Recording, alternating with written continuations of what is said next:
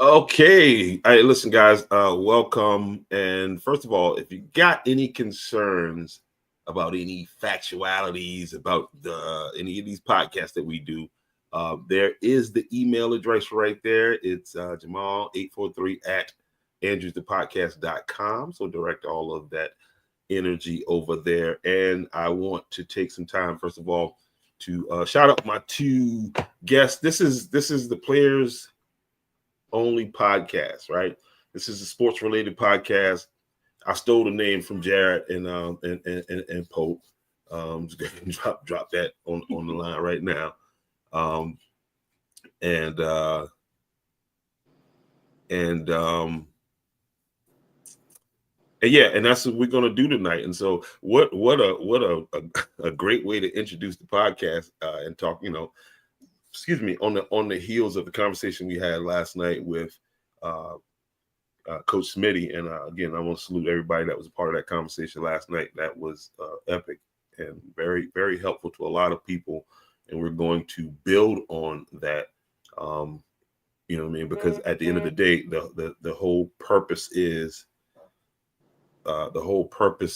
to help to elevate these kids, move these kids to the next level.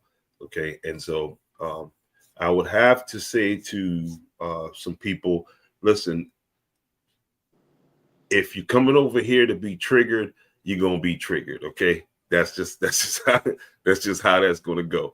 Okay, we're gonna have an open and honest dialogue tonight about the situation because, to be honest, man, this is something that I saw brewing. You know what I mean? After a couple times, me being at the game. And I spoke about this, you know what I mean, Jared, a while back last year, right around the time when that other thing happened. Me and you talked about it, and I talked about some of the other things that most people just don't take a look at. I'm a security type guy, so I'm always looking at, I'm looking at the outside or just outside of the box things that I'm looking at. And first of all, man, introduce yourselves, guys. I got my man. Let me introduce you, and then just tell us a little bit about yourself. I got my man Jay from Clean Feed over here, and Clean Feed Sports. My kid got skills. Naomi Production it's an entrepreneur neural type guy right here. That's going to add. Yeah. There you go. That's going to add some perspective to the conversation tonight, and I got my man Jared back in the building again, who is the motivation behind this podcast. You know what I mean? Because again, this guy on what I was talking about with Smitty last night, keeping it 100. Jared and Pope been talking about this 20 years ago. All the things that need to be done to get these kids up out of here to the next level. To you know what I mean? But I've said enough right now with the intro, but Jay, what's up, man? What did you think about that clip that we started out with right there? Well, first thing we need to do is fire the cameraman. I think when me this is looking at it. just on the light side. I don't know, man. I look at parents. As far as who's responsible for this melee, I look at parents. You know what I'm saying? And everybody had an essential role in our society, in our communities. And kids gonna do, how you say, monkey see, monkey do, right? Or, the apple don't fall too far from the tree. Or, you can say all those things. Stupid kids got stupid parents. And the majority of the time. Not all the time, but the majority of the time. And so I look at the parents as being to blame for that melee because you don't have control of your kids. No, we weren't there now. Let's be. You don't have control of your kids because you don't have a control of yourself. Okay, that's a good opening statement. We'll start there. Go ahead, brother Jared. In this case,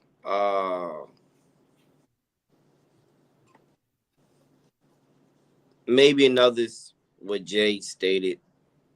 I would agree with him 10% on, but in this case, and everything that I saw, I think in a couple clips, a parent was trying to protect her kid, which I can thoroughly understand. However, there should have been more security at that game, to say the least. And it could have been prevented if referees did a better job of policing the game. And you can also actually, I mean, you may not believe it, a coach can remove his team and take his team off the court until I've seen it done before. he feels, he or she feels as if things are being handled accordingly. Okay. I'll say that, and we can move on to the next topic. It's some more clips. I'm gonna run through a couple more clips. Again, I saw this coming. I saw this coming, right? And I saw it coming, just like I saw it coming. I thought it could be avoided. There's a lot of. You said you saw it coming. More specifically, what did you see coming based on the? I think now there's too much chatter at the referee. There's too much focus on, screaming at the referee. Every play is not a damn foul. Okay. Every play is not a bad call. And it's hard to enjoy basketball sometimes when you sit around people that's constantly complaining at the referee. And I think that kind of energy transfers to the kids. You feel what I'm saying? And then here you go. You know what I mean? Yeah. Being a former player, being in situations where it's gonna get chippy in games when games get tight. You feel what I'm saying? Fourth quarter, we done battled our asses off all night. It's gonna get chippy, but that's when it comes down to, again, how in tune are these kids with the coach? Again, given I wasn't there, don't know all of the situations. We're speaking in generalization terms. I know the whole situation was horrible, but I'll offer this some more videos on that situation, and then we'll get a little deeper in the conversation.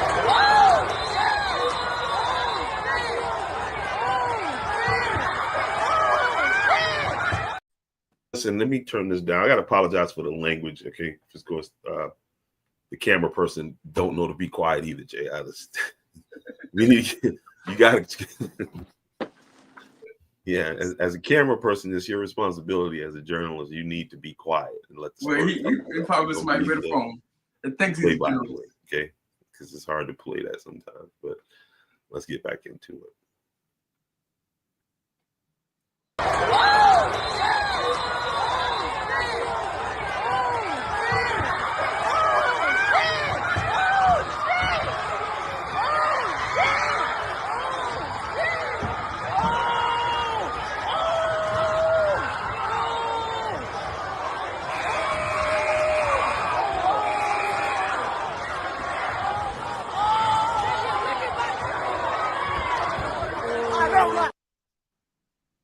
Now, I also said this, and let me put this, I'm going to put a link into the description of this video. So if somebody out there was at the game and you want to add a little bit more perspective to us, if there's something that we're missing, please step in and enlighten us, right? Because Jamal, I don't know what other facts that there could be that could explain this type of behavior. Jamal, someone asked in the comments. Yeah, you're on mute, big dog. Oh no, you're not. No, I can hear. Okay, my bad. I was doing that. Go ahead. Someone asked, how can the coach stop a game that was ongoing? Before that situation occurred, I'm pretty sure that there were a number of fouls, a number of triggering moments within the game. That led to that. That led to that. So what I'm trying to state, because I actually coach, I've actually coached since. So and that's why, man, listen, I get you, and I'm gonna suggest to you that I wouldn't even get frustrated about it, because we know what the situation is. I mean, we've been in that situation. So explaining it away, because that didn't just happen just like that. It was a series of things that happened, and then boom, there we go. So who were the adults in the room to say, hold on a minute, And that's when you pull your team aside and you let the referee know, hey, listen, if it continues to go down like this, we walking. Can I get a 30-second timeout, Mr. Ref? Go ahead, brother. Mr. Ref. Can I talk to you, Mr. Ref? I understand this is what's going on. I've already warned you about number 4 and number 10 taking the liberty to take shots at my players. If this continues to happen, sir, we will be walking off the court because I'm not going to allow a melee to occur in my gym or allow my kids to get involved in something that can transpire and be a lot more negative impacting on my programs. Thank you. That's all. I can agree with that. I mean, if his responsibility is look out for his team and his players, then, you know, and if it was egregious plays that was going on before that melee happened, then that need to be addressed. And I think Jay, let me stop you. Keisha Bundy, we're not blaming anybody. What we're doing is talking about the situation. Who I'm blaming is the adults in the room. That's who I'm blaming. So if there's any blame to go around, that's what we're getting at. Who were the adults in the room? Yeah, we're not calling out anybody specifically. We're just looking at the situation and how it unfolded and how can it be avoided, right? And so, and a lot of times when you're looking at situations where you have, you know, quote unquote, the players or the stars, or even, you know, when you're looking at entertainment of any kind, you know, it's not so much the players or the talent, the actors or the rap artists or whatever. It's not them, it's their entourage. And in this case, you know, like you said, the mother was trying to protect her kid based on what you guys told me, but that mother was protecting her kid from no. Kid. Said, whoa. Nobody said about no mother protecting kid. I don't. You said parents out there protecting their kid. I said parents on the sideline yelling at the referee. Yeah, but I think the overall environment. I made the statement from the videos. There were parents out there protecting their kids, and they should go to jail. But my thing is, they were protecting them kids for who? From parents and the parents of unruly kids. So it goes back down to the parents again. You know, men and families got one purpose and one main purpose outside of providing is teaching their kids the limits. There's a limit to what you do because there's a consequence because of it, right? Men teach limits, right? We like, yo, son, that's too much roughhousing. Now it's time to stop. That's a limit. Yo, girl, no, you can't do this. You know, that's a limit. That's what men do. Men teach limits. Well, and as again, as far as like people running onto the court, right? All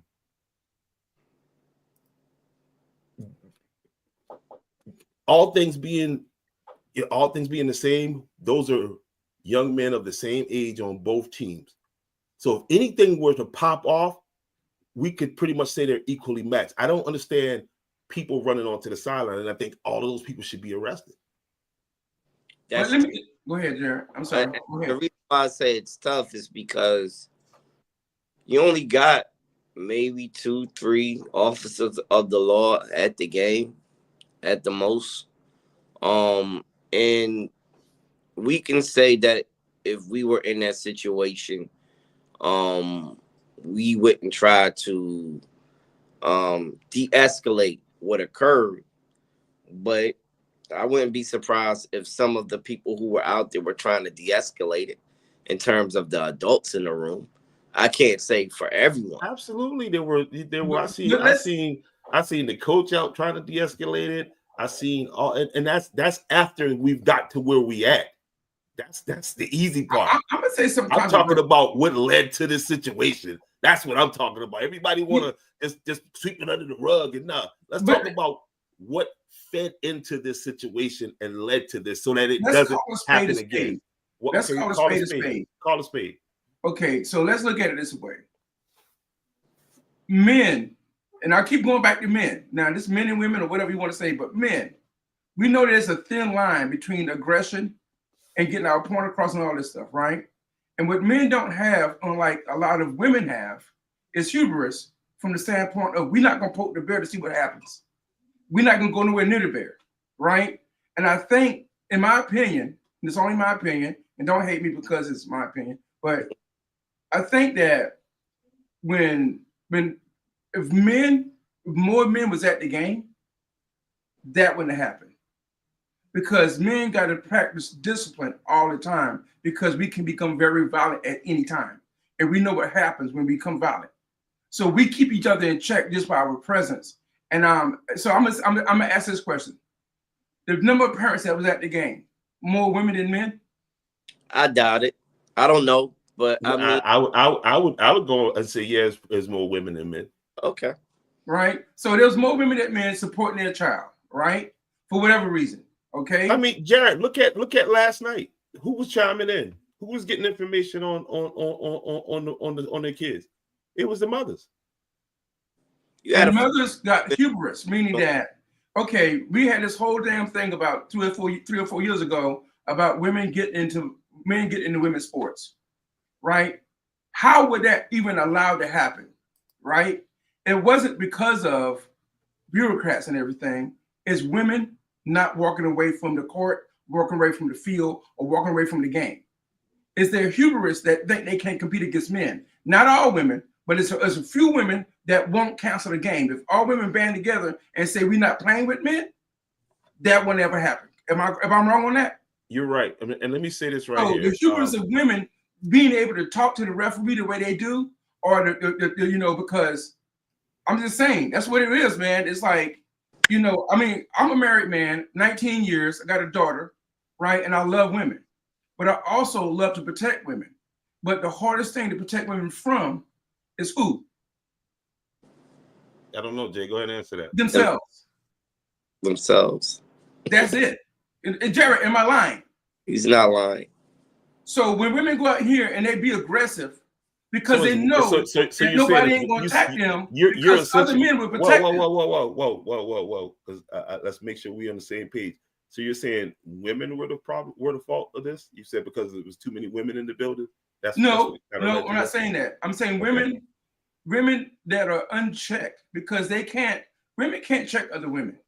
And men forbid, look, if a man ever check a woman in a way that the woman need to be checked, another man will come and save her, even if she's in the wrong. I could be in the desert, right, with nobody around me, just me and a woman, and a woman can beat me till I'm blue in the face. The minute I raise my hand, if somebody coming across that damn desert that we don't know coming to come and save her ass. Jared, I got that. I got all that, but I'm talking about who. So yeah, I'm saying that. I'm talking about women. What allowed them to be able to talk.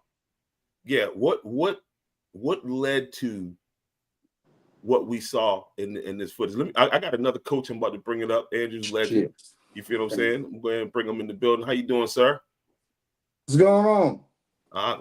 Hey man, I'm here, man. I wanted to get the perspective of some coaches, and let me say this first too.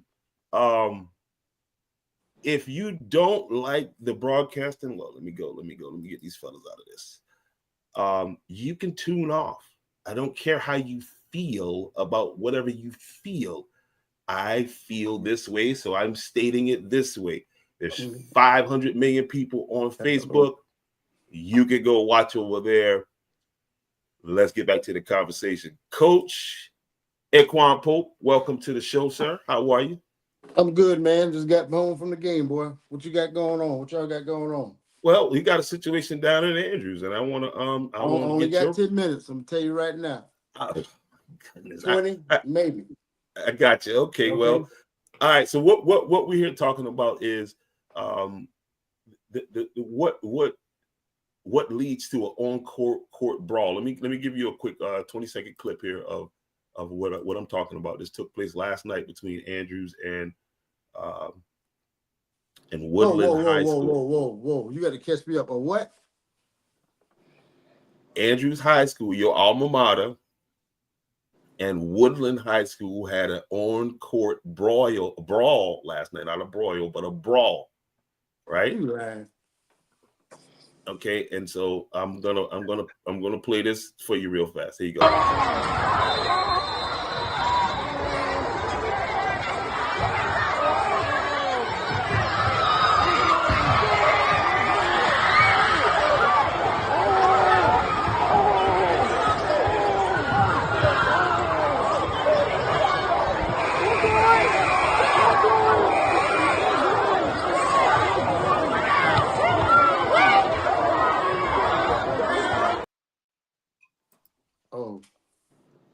All right, there we go. And I just added another coach to the mix, my man Patrick Cumbie. Okay. Man, I'm sorry, man. I'm late. I had a game myself. PA. It's all good. I mean, y'all actively doing this, so that's why I want to get y'all perspective. So you know what? That's PA.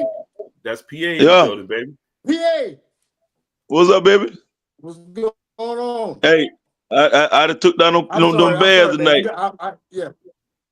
I took down them Bears tonight. I took them Bears down, but they tried to cheat me too. I had them boy about 40. Had them about 40. I tried B team. I tried to run them up the gym. The refs got in their pockets, man. Refs they won't give me no fouls.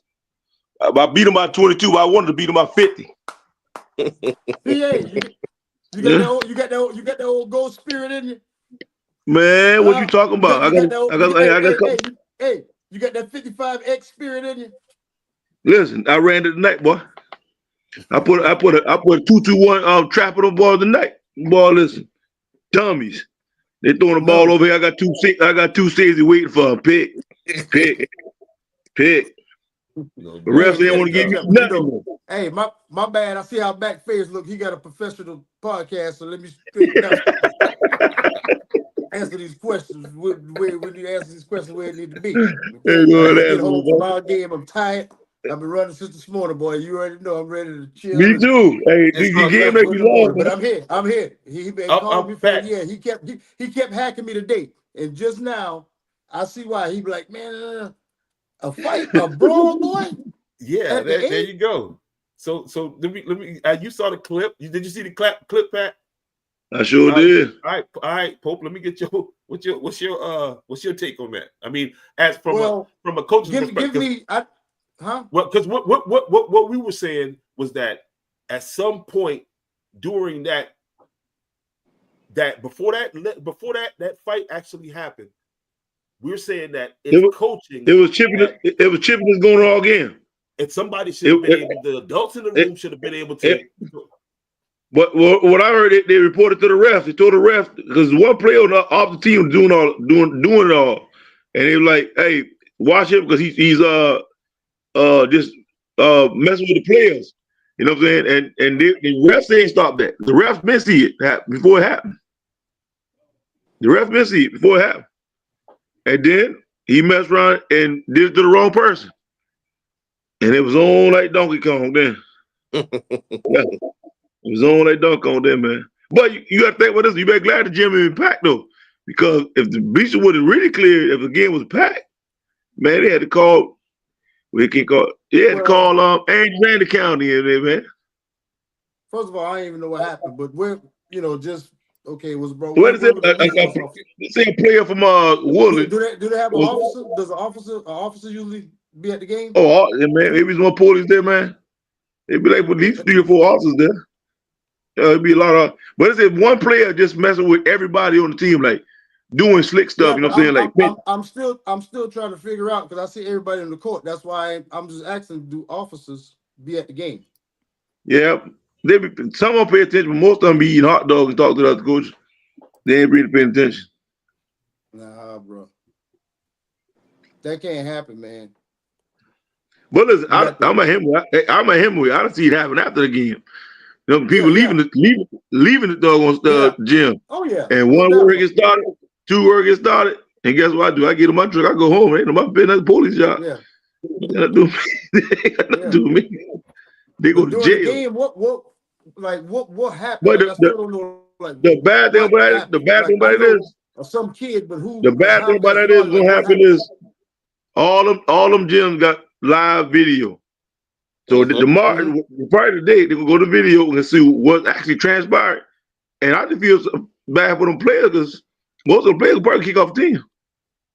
You know what I'm saying? They will kick off the team. What happens in a case like that? Does the school get fined? No, the high school league review the whole film. High school league. Yeah, high school league got to intervene in any fight, you know? What's being said is, as a principal or as an agent, I could suspend 3 games. But hold on, let me finish. I can suspend you 3 games, and that might be my punishment. But once the high school league comes in, 3 games, man, harsh punishment. Mm-hmm. Yeah. They done. Hell. I saw a Matt clip. I'm like, that player going, that player going. Because once you ball up, start doing the shot. I said, that player going, that player going. They done for the season. Yeah. I just hope there ain't been no key players. Yeah, we got suspended by the state back in what, 95, right, for playing a fundraiser game. For just playing the fundraiser Mesa game at Roseberry. So, yeah, non-violent. Forgive me, I played in high school a little bit, and I wrestled a little bit, but I'm not really that much of a player. And I know it's a different kind of aggression when you're playing certain kind of sports. But I got a question. What is it the hype of the game? What make a person knuckle up on a game? I mean, is it emotions or what? Is it unregulated emotions? What is it? A lot of emotions, and then once you get you got to remember the Dennis Rodmans of the game. So now you got these kids. You're not trying to be the Dennis Rodmans of the game. Figure they're getting another player ahead, and that's all it was. It's a tick, and he matched the wrong button. It's a viral moment too for these kids. Yeah, now. These kids are looking at this type of thing as a different thing. So yeah, what is it on YN? Yep. Go ahead. No YN. I'm trying to get from you. The particulars is what I got. I got these fights, and what I'm trying to figure out, because me, from what from the times that I went last year to these games, right? Me and Jared had the conversation. I said this was going to happen last year. What didn't happen last year, it ended up they cleared the gym. It happened at King Street. Remember they played King Street? It happened at King Street. But I didn't go to that game. Or maybe that was no. That wasn't the game, because King Street game was packed. I wasn't at that game. No. But it's what I'm saying is, a gym can contribute to this type of environment for this type of thing to keep popping off. When you got parents always chipping at the referee about every call, about every, you know what I mean? Instead of letting these kids, let these boys be boys and play basketball. Basketball, Then that's type of thing transfers from the stands into the players. That about happened at my game. I had to tell the parents, sit down. She fouled him. We talking about, damn it, no foul. Excuse me, I thought they sit you down. What stupid. You know what I'm saying? That was a foul, clear foul. You know what I'm saying? But these parents think their kids don't do no wrong. All the things parents and the kids the next LeBron James, something like that. I'm trying to tell you, man. All these parents think their kids that, bro. And they ain't that. I think a lot of this stuff is habitual, meaning that and it starts from the parents on down. I know Jared don't agree with me, but from the parents on down, it's like talking in the theater. Now, some of that stuff is cultural, right? I'm not gonna say race related, but it's cultural, meaning that if a person is talking back in the theater to the film, and then everybody start to do it, then you go in there, you can't enjoy the film because you don't know what the entertainment is. Is it the film or people talking to the film? And if parents are out there being, they're not being challenged by, like you said, you tell the parents to sit down. This ain't a place for that. Let the kids play. And that's what good coaches do. That's what I'm saying. Exactly. No doubt. So we got an issue with the coaches then? No, that's what I'm getting at, Pope. So how do you manage your parents, a parent that oversteps their bounds as far as that you feel like creating a bad environment in the gym? How do you handle that? Well, escort them out. I tell them to pick their kids up. If your kid is the main player of the team. Hold on, Jay. Go ahead, Pope. I'm sorry. No, what I'm saying, first of all, no parents gonna run my team. I run my team, you know, and right. That's how it is as a coach. You have to run your house, you know, because parents run their house, so you have to run your platform as well. And but it just need to be communication. You know, I have parent meetings before the season with the parents. You know, we go over expectations and rules, regulations. If this happened, if that happened, you know, so we're clear on, you know, what the situation is if it arouses. If it happens, then, you know, you have the guy stick strictly by it. You know, ain't gonna be no swerving and none of that. I mean, I coach my son, for God's sake, and he can tell you, you know, there's no special treatment, no nothing from anybody. If I know you, which I don't know most of the people here, I've met them, you know, over time living here and went through a lot of different kids, but this is my program. I have to run it because this is a reflection of me. You know, it's not a reflection of you. I'm going to take all the heat if anything go wrong, and the kids will get all the credit if everything go right, which is deservingly so, because the kids the one work and put in the work. You know, you are just there to be a guide and guide them to where they need to be. So credit is not nothing to really into. Long as the kid progress and understand that as a coach, the basketball is a tool to use to push the kids. Whoa, what was that? This boy doing some high level editing. What is that? Come on, bro. You messing me up with my talking right now. Yeah, God dang, boy, you set up city, but I'm here. Let's do it. You I lost my train of thought. Anyway, you gotta use basketball as the tool to push your kid to where they want to be in life, like a Conduit. just something to use to build character, to build work ethic, right. To build them up, and within that has to become discipline, and it's tough love, right. And the parents have to understand that they can't get involved in the chemistry of the team. It's not your team. It's not your team. This is us. We have a certain nucleus. We have things we work on, things we talk about, plays or whatever we go through during the week, and we are here to execute it. But if you are being a distraction, you can tell by the way the kid perform, or when they're doing something like, man, we don't work on this all week. Why the hell are you going out here and doing this? And then as soon as you look up, you go, oh, there we go. There it is. He's playing for somebody else. Man, and I say, hey, go get him. Go get him. Man, listen, and I tell him, you know what? You can't play for your parent over here. How about that? Paul, let me tell you, boy, I don't try to be professional, right? First, I'm a parent too. Understand? Yeah. I'm a parent too, My kids, my daughter played basketball. My son played before I got to him. So when I was there, I was quiet, and I'm a coach. Right. But that man got to do what he got to do. After that's over, I'll tell them how to incorporate themselves in it. But it's not me to tell you what my agenda is, because my agenda don't fit the coach. Whether I disagree or agree with it. If I don't like it, remove your child out of the situation, put them in a better situation and satisfy yourself. You don't have to stay there. So I don't know how people think that. I always tell them, take your child and do what's best for you. And I will help you do that. I give you recommendations, whatever I need to do. Pope, I'd had a parent tell me, a daddy tell me, why his son ain't playing more. And guess what? All the professionalism went out the door. I got real big damn swamp with him. I said, nigga, you seen your son play? You failed as you failed as a father. Your sons can't run, skip, jump, or hop. I said, I should have cut him. I said, I should have cut him. I said, only way your son gonna play if I'm up by 30. And I said, you want to come to practice? I said, come to practice and watch him. He come to practice and watch his son play. He look at me and shake his head and walk out the door. I said, you fail as a daddy. You know, man. You fail as a daddy. Yeah, you can't tell him that. There's no way I'm putting my son on no court. And I know he sucked them and talk trash with coach not playing him. You know what I'm saying? But it's you put a child like, and my daughter's starting to get into sports now, and that's the thing. Like I'm telling her mom, and when that coach is coaching, that's what.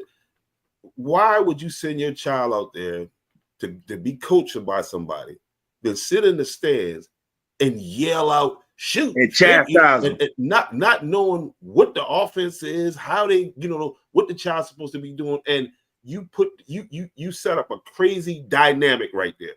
Because I had a kid checking the game night with a hoodie on. I put a kid in, he don't ever play. I put a kid in there, he had a hoodie on. And I look at me and I said, hey man, I got ignorant. I said, motherfucker, you can't play with no hoodie. He said, oh. Then I look at his daddy and mom like, see why I don't play with this motherfucker, you know what I'm saying? He don't know he supposed to have a jersey on. You know what I'm saying? Y'all fortify my argument. You know what I'm saying? Y'all fortify my argument already, man. And Jay, I didn't agree with you in terms of, I didn't disagree with you. You did. You're right. I didn't. You say on any other occasion you would agree with me almost 110%.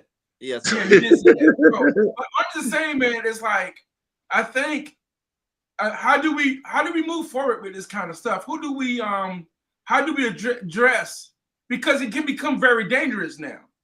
Well, right? one thing is for those involved with the situation, get out of your damn feelings, right? You right. You feel what I'm saying? As if we can't talk about this. This is why Right. these things continue to you know what I mean? Because we quick to move on from it. You feel what I'm saying? And I see them, you know, I of course I'm on social media and the little passive aggressive, come over here and talk to us, because that's ultimately what we want to know. We really You know what I'm saying? answers.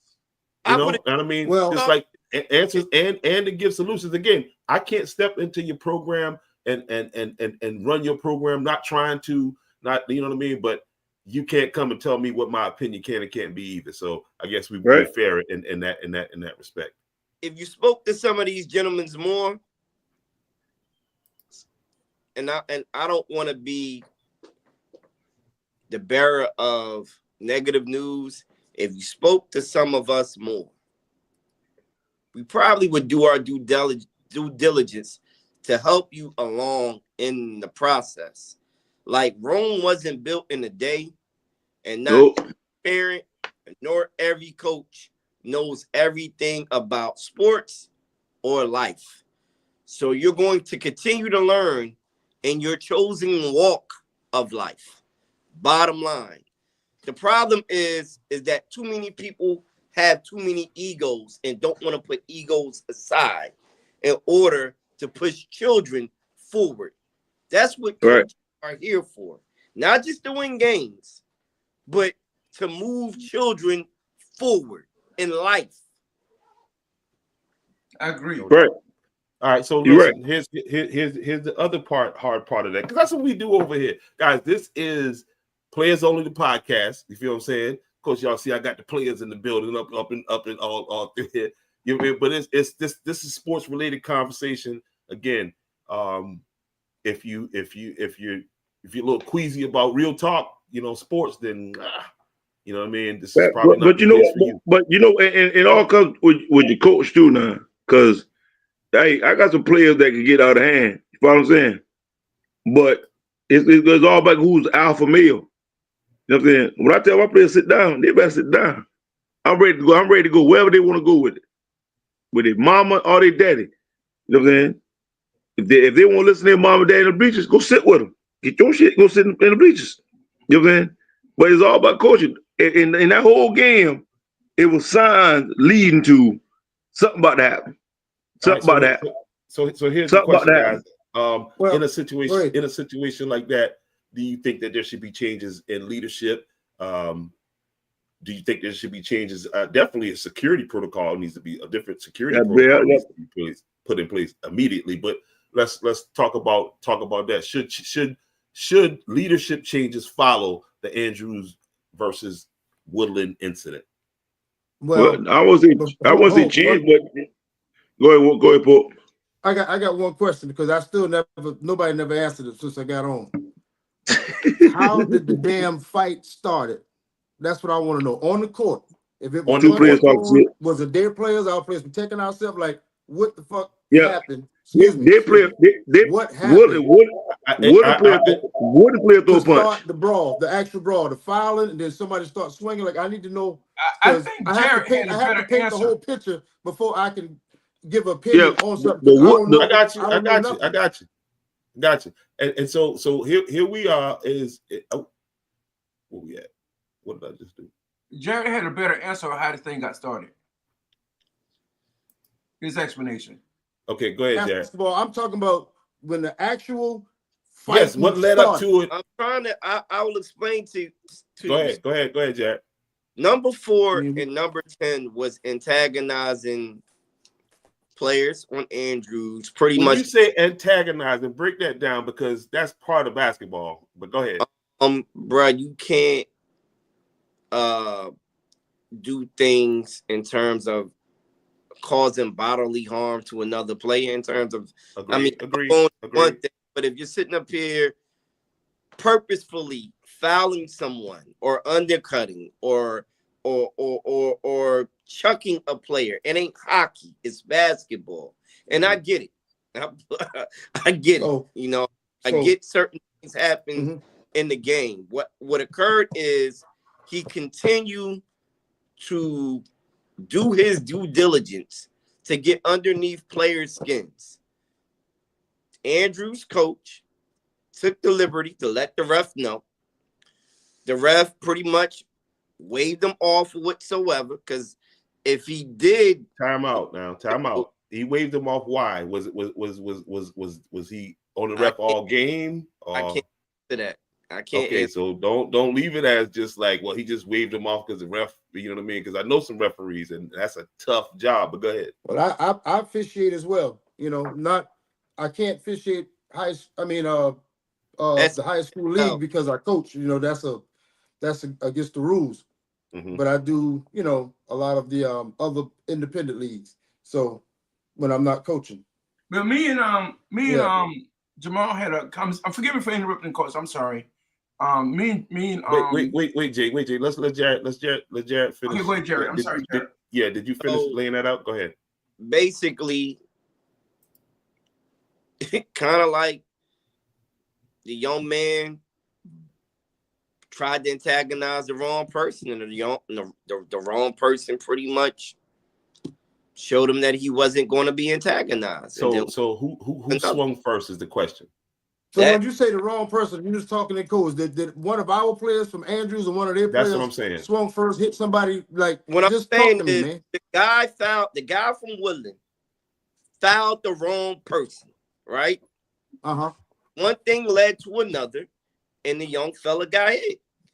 So a guy got fouled. So a guy from Andrews got fouled, and a guy from Andrews punched a guy. I think it's a lot more in depth, brother. I mean, the film is. I'm just saying. That's why I mean, you saying he fouled them in words. Did they get in each other's face? Somebody, yes. All that occurred. Yes, that's what I said. So first of all, where was the officials? Was you at the game? No, sir. Okay. On the clips. Go ahead. Yeah, I'm just saying. For me, just being, you know, doing officiating too, coaching, just being around it all. The officials, regardless of what's going on with the coach, whatever the case may be, they're supposed to clear the action up on the floor immediately. Intervene as official, a baseline official, everything. You got to sense that stuff is going on with players. Forget about the coaches and whatever else going on. It's the straight safety of the player. Just let me finish. That's the straight responsibility of the officials. Because when I officiate with certain officials, I let them know, hey man, you need to call that, or we can find ourselves, you know, damn having to get an escort up out of here. Where are you? Saying? Because you're gonna start something. Now, where are you? Huh? Where are you? What do you mean? The game is officiated 3 different ways in 3 different parts of the state. So it should have. What I mean by that is, okay. 3 officials. Was 3 officials officiating the game? Yes, that's standard down. Yeah, it should be 3 officials. You got the baseline official. You got the lead official. What he's saying, officiating styles. I'm saying. Well, I understand that. I understand that. So that's within itself. Now, that's when I'm going to my second point. If the fouling wasn't egregious to the officials, it was just a little chippy or a little competitiveness, then sometimes they let that roll. So as a coach, you got to know your personnel. Because I know my personnel. You know what I mean? I know my personnel. Everybody know their personnel. If you play with certain teammates, whether growing up or in the neighborhood and all, you know they ain't gonna take with people, you know, chopping them so much. You have to tell them, hey, bro, chill. All right, switch. We got them, whatever. You got to see this just like you got kids. You understand when they're getting upset. So as a coach, you know, if you try to talk to the official, after you talk to that official, then you need to bring that player over or those said players and say, look at here. They ain't calling this. They ain't gonna do that. We're gonna have to play. Don't lose your cool. Stay in the game. Blah blah blah. Because you already know, you know, whatever consequences. We ain't gonna roll like that. If you see him like a little for me, I'm gonna just sub him out, put somebody else in. It ain't about the wins and losses no more. Because I could mess up this kid's career. He could make one fatal mistake, and I could mess up his career. or he can do something to embarrass me, embarrass his parents, embarrass the school, embarrass his teammates. Because that's who he's playing for. So as a coach, you gotta know your personnel. You gotta know your personnel. If we coaching anything, if you're a boss, if you're running your company, you know people who coming late to work. You know your damn personnel. You know when stuff ain't right. So you need to pull them aside and say, "Look at here, bro. You know this, whatever. This what it is. If they ain't with it, you sub them out. Just like a job. If they ain't with it, hey, you know, go home. Go home for the day. Come back, get your head straight, whatever the case may be. But you can't mess this up now. And definitely not for me, because this is how I eat. It's my profession. Now, if it got to be me or you got to go straight like that. Because I got to run my household as like every parent. If you ain't paying your bills, you got to go. Go ahead, Jay. Yeah. So the first thing, my bad, dog. I ain't see you had your hand. Oh no, it's all good. It's all good. It's all good. You know. But the first thing when Jared first said what he said in the beginning, this before you came on, Coach, he said that, and he said it just now too. I don't think we heard it, but what he said was the kid that got attacked by the Andrews player was culminating at aggressively messing with players throughout the whole game, and the refs wasn't calling him on his bullshit until he came up to a player that checked his ass. And that would cause but that's part of game. Now, let me say this. Let me say this.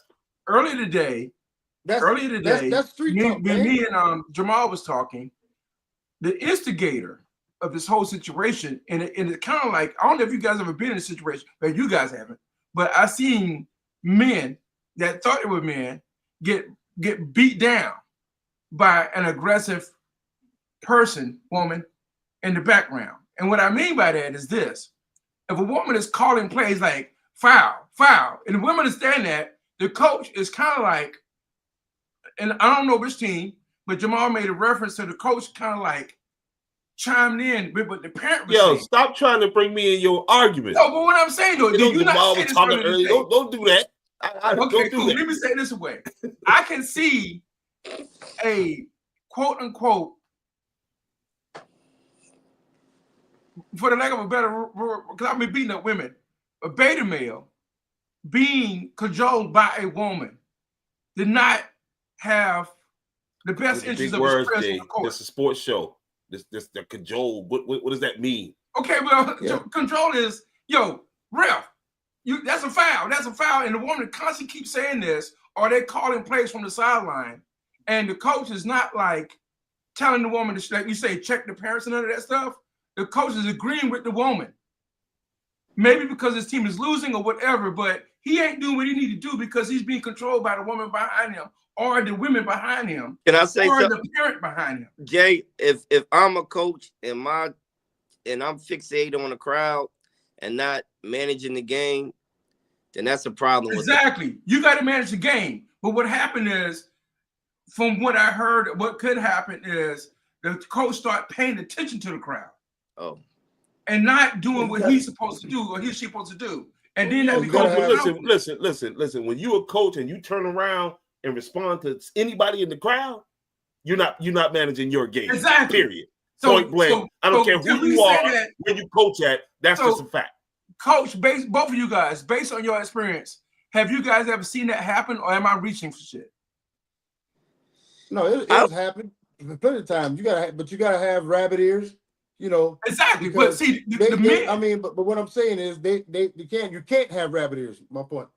And they pay to get in the game like everybody else. So they got, they can voice, cheer, say whatever they got to say. I've been a player too, so you can't get caught up into that. You have to stay focused on you and your club.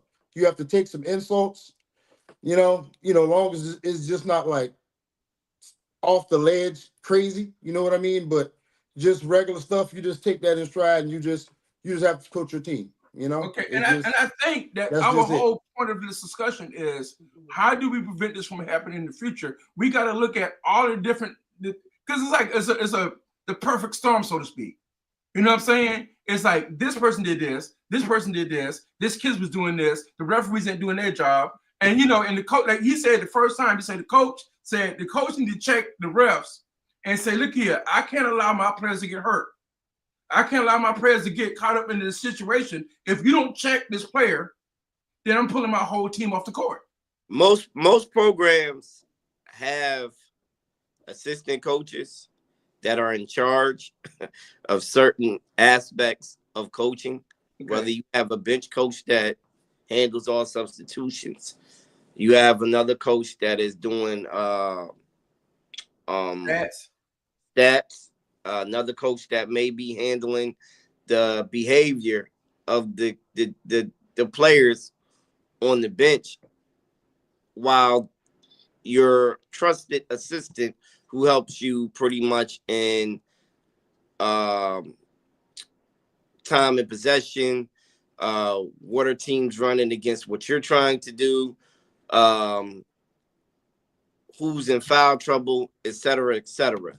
Your head coach should be managing a basketball game, not worrying about what's going on in the crowd and being in tune with his coaches on the bench. Each coach should be assigned something. That's all I'll say in terms of that. So do we have a coach that manages crowd control? That's the yes. Yeah. Yes, okay. what we do. As a team, that's yeah. Go ahead. Yeah, you have to crowd control. That's your question, because when they if they're doing something to embarrass us as a team, we tell the parents, hey, chill. Chill, because you're going to distract it. You're going to take us out of what we're trying to do. Just like not necessarily talking to them, but you get a coach to be like, chill. And if that, if that don't work, it is what it is. It is what it is. Even if you got to say, hey, because I mean, ultimately, what we need them removed. We need them removed from this game.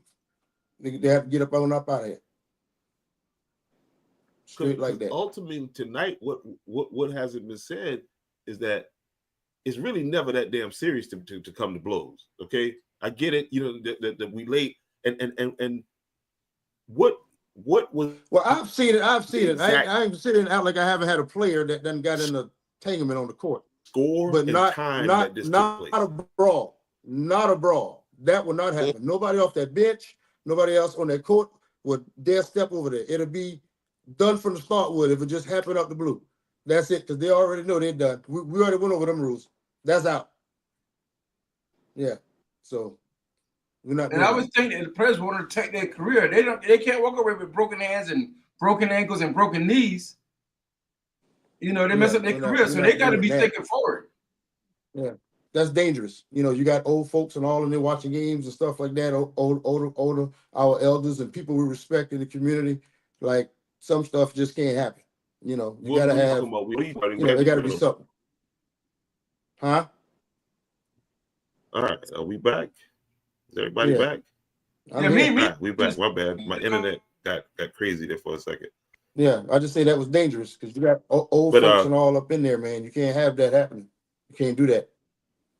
Yeah. I'm sorry. Get into the. You going I can't hear you. Those rules you were talking about. I can't hear you. Well, you said. Your internet is jumpy, man. Host, your internet is, All right. Are you freezing up? He got that Tubi. Internet. Yeah. Let me figure out what's going on. Yeah, you freezing up, but hey, you make sure it's plugged up. Am I freezing, guys? No, you're not freezing. Okay. No, I think it's me. If that happens, y'all. I didn't formally get to meet you. Who are you again? I'm Jay. I'm Jay Burgess. No Production, Clean Feed. I work with Jamal on a whole bunch of productions, and we film sports. Okay. I just didn't get the phone introduction we was on, so I didn't want to cut across. Yeah, I'm sorry. Yeah. And we started a podcast called My Kid Got Skills. Okay. And it's a platform for parents to chime in and brag about their kids. Oh wow. You know what I'm saying? It's a website. You can go to the website to see it. But we deal with academics as well as performing arts on top of sports. That's what's up. No doubt. Matter of fact, you and me, listen, we got an event that all you guys gonna be at coming up. It's gonna be in Seneca. Let me pull this up real fast and plug them real fast while we here. I just got a report about something between two coaches at Georgetown. You heard anything about that, Jared? No, sir. Police were called out. I'm anyway, here. Uncle this Sam's organization, NOLA, the NOLA network, and the founder of this network is going to. Hello? You're calling out. You're going in and out again. You're freezing up again. Yeah, the founder of this network is man, this is making me upset right now. All right, am I good now? Yes, sir. You keep freezing, but go ahead and try now. Okay. Yeah, I don't know what's going on with my internet here, but you take so long to talk in big words anyway. Hey, Jay, the founder of the NOLA network is going to be on next Tuesday with me and the mayor for Real Talk Tuesday. But they have an annual fundraiser, and it's Mardi Gras style. It's a spectacular night of elegance and celebration. This is going to take place in Seneca, South Carolina. Again, I'll be bringing you more information on this. There's a QR code right there down the bottom left. You can scan and get whatever information you need from it. But this is going to be in Seneca, South Carolina. It's going to be for a great organization.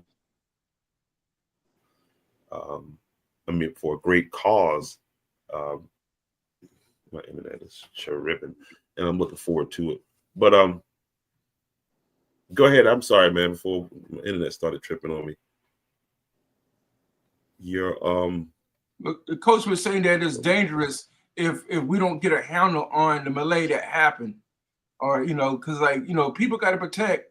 I can understand people protecting their kids, but when old folks and when young kids that don't know no better go in there and start memeing each other because they feel some kind of way, man, we got to figure out how to. I think we just got to figure out how to what's the cause and how to stop that cause. Let me ask this one question: Were we winning or losing at the time? That's where I haven't had answers. Somebody in the comment section know they were there. Somebody had one person felt like we shouldn't be talking about it because we wasn't there. Ain't that crazy how people think? Hey, we shouldn't be talking about it. When I say to people like that, whatever I want to talk about, I have an opinion about anything, just like anybody else has an opinion. The problem is that they come and listen to my opinion. I never go listen to theirs. Listen, man. What I like to say about that is I ain't got to get hit in the head with a bat to know it's gonna hurt. You know what I'm saying? So I can have an opinion on anything. I ain't got to get hit with that bat to know it's gonna hurt. So hey, let me see what I got here. Hold on. Hey, Pope, right here, man. Can you guys can hear me? Yes, sir. Yeah, Pope, talk to me about what you doing. You was stalking my stuff. Hey, listen, brother, you talking to a real researcher. By the time you get on this show right here, I got everything on you, brother. I promise you. So tell us what's going on here. First of all, you out there in that water without a life jacket. You see this? Talk to us about what we're looking at here, man. You see this Philly 03? Yes, sir. What are we looking at Come here? on, man. Listen. I'm gonna be honest with you. I ain't came here to talk about me. We ain't talking about you. I'm talking about this situation. Tell us what this situation is right here. You know what I mean? We talking basketball. We talking sports. Okay. You guys on private jet too? Yeah. Did you see that? 2 of them. Wow, Coach. Yeah, you see him. He got that new lens on his camera called a sniper lens. He be in the woods taking pictures of you. Listen. He killing me right now. He killing me because I could have said I've been in damn Chicago or something. You killing me right now. Where were you at though? Where were you at? You killing me right now. But you killing me right now. I will tell you. Yes, sir. Oh man, he can be on his bad side now, man. He gonna blacklist you, man. Hey, nah, listen, but I was in the Bahamas on that trip. We was in Bahamas up in Freeport doing a basketball camp and clinic for the kids up there. We were there with Coach Marco, he coaches out there in the Bahamas. He's from the Bahamas, from Freeport, and he played basketball in the States and for Penn. And he a good friend of mine, Bo Archery, he goes over, he has a house over there, all this stuff. He owns like a little restaurant and seafood restaurant, something there. So he used to go over there to get his lobster and things of that type of nature. And he ended up meeting Marco and some of the kids somehow. And when he came back, we talked to Marco, talked to us about coming down. He wanted us to come down and do a camp there because his son used to, be involved in our organization. So we decided that we would go down and do the camp in Freeport. A lot of good kids, man. Very poor, but very humble kids who really enjoyed the game and wanted to get better. So we just got with some sponsors, and a friend of mine worked at First Team Sports and was able to get the kids some shoes and water bottles, holiday hoops, T-shirts, skill training for 4 days, 8 hours a day. And but we did it in 2 sessions. Have half the kids come in and then the other half, because I mean it was like a line outside, like waiting to come in, wanting to do some basketball out there because there's really nothing there. And free of cost, of course, for us just going over. It was just good to get over and work with some kids. And as a matter of fact, Buddy Hield, that plays for the Golden State Warriors, he played at that same high school. He grew up from there, and coach saw him there. That was actually doing a clinic, brought him to the States, got him in prep school, helped develop him, and voila, he's playing in the NBA. And so those kids over there, being that he's there, that all of them got a dream. Everybody kind of like just want to, be a part of that American basketball culture. And it was just a humbling experience. It was great. Got to go fishing. Some lobster. The water was beautiful, as you can see. On that boat, I can't swim. Worth a damn. So it was, don't Hey, don't Coach, think I don't worry wasn't about that scared. because I live on the beach all my life. I can't swim a lick, and I live about 5 blocks from the ocean, but I consider myself an expert. You know what I'm an expert at? Yeah, but it was great. Coach Holiday, who I work with, Willis Holiday here, he's a true savant, brilliant with the game of basketball. I mean, he will go anywhere and do a camp. He just wired like that. So he got me, once I got here and got connected, just got my mind spinning, and we've just been doing camps here, over in Haiti, the Bahamas. We out in Houston, John Lucas, with Philly, Jared with his connections and things of that nature. Let me ask you this, because last night we had Coach Smitty on last night, and he was talking about camps. Can you? I want you to talk a little bit about. I heard you mention in camps. How important is it in the process and development of a young high school athlete who's looking to play at the next level? Again, we're just kind of rehashing what we talked about last night, but I've been hearing this from you and Jared for over 20 years about these elite camps and all that. Can you talk a little bit about that? How important that is in the recruiting process? Ooh. Well, first of all, I'll say the most important thing is just being whatever sport it is. I'll talk for basketball. You have to be a gym rat.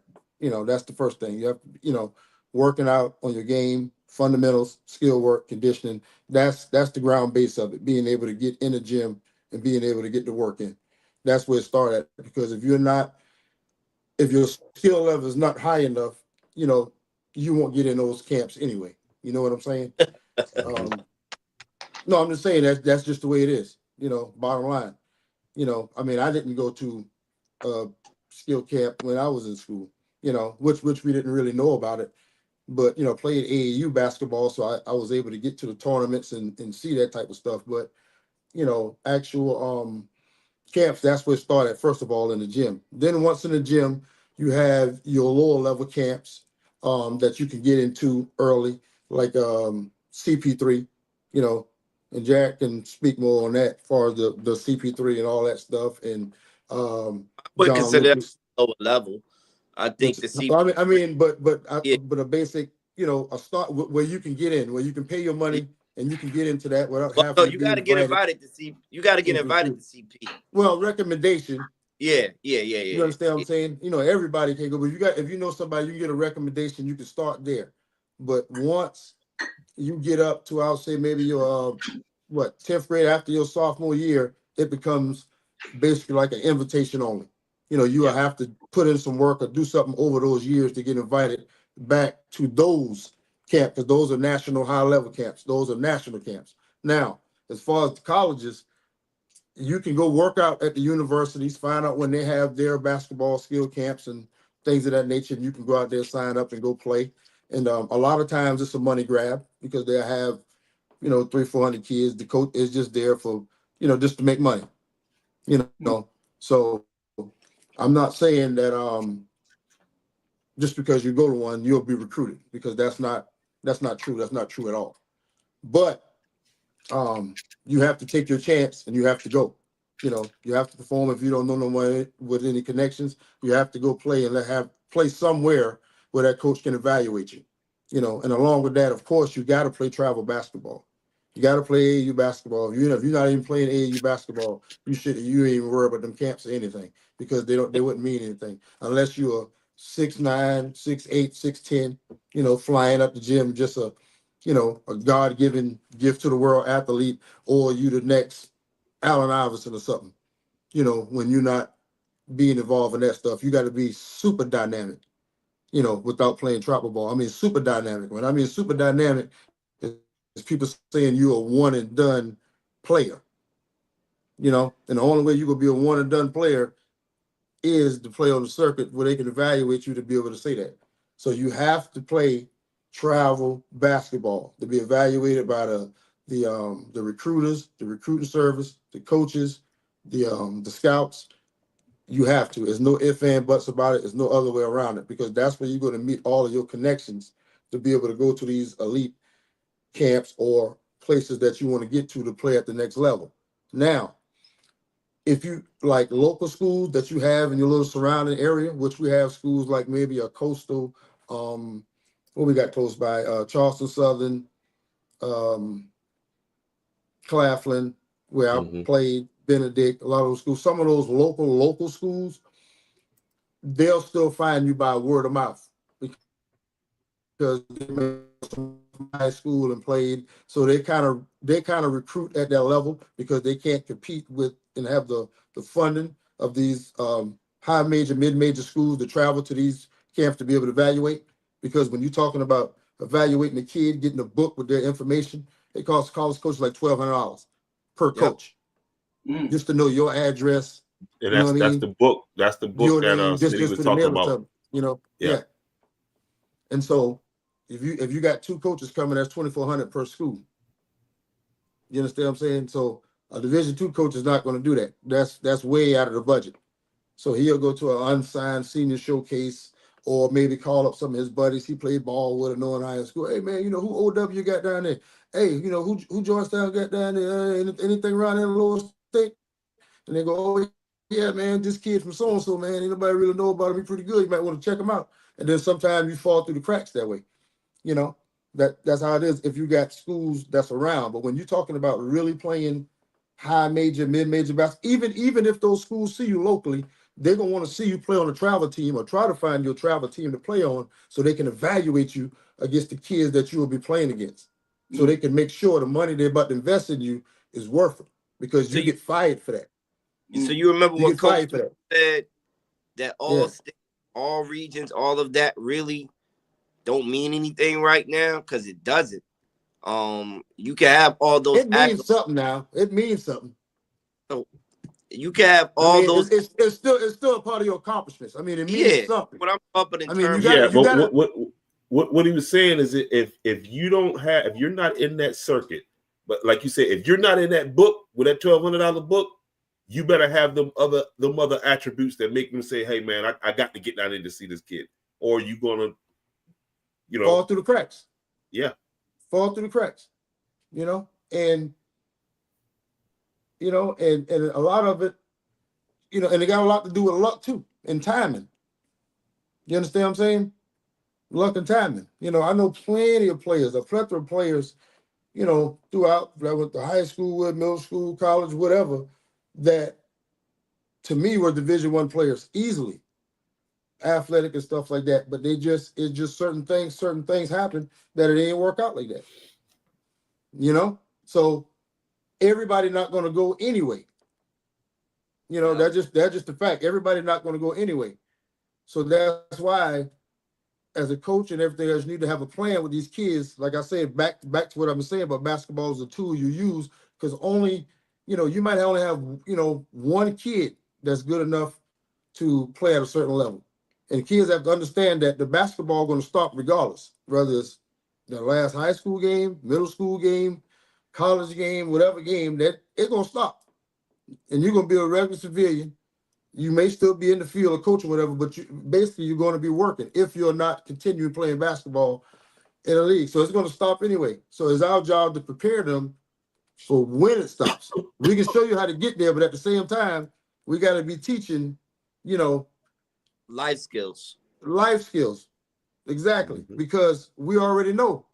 Like, I'm not even going to sit here and sell you a dream. I can't promise nobody that. There's all I can promise you: work hard, somebody may want you, but that ball will stop. So we're not just relying on that. We need to pick up other skill sets and trades and stuff that we can do, or something else we can do, to be ready to get past just being I'm a failure because I could have went to so-and-so school and this school and that school. It's not even like that. That's just how it is, man. Everybody not going to go. That's just only the reality. 400 positions in the NBA anyway. Yeah. I mean, all of us want our kids to go. I'm pretty sure every parent want their kid to go, and you're supposed to. That's what a good parent is. You're supposed to. But you just want them to be the best in whatever they do. So if they're going to play basketball, just be the best you're going to be at it. I'm going to invest in you. Whatever it is, I want you to be the best, because I want you to, to know whatever happened after this, you gave it your all. Whether you got what you're supposed to get or you didn't, this is just the cards were laid out. But you don't want to have no regrets or no stone, man, I should have do this, I should have did that. No, just do it and let the chips fall how they fall.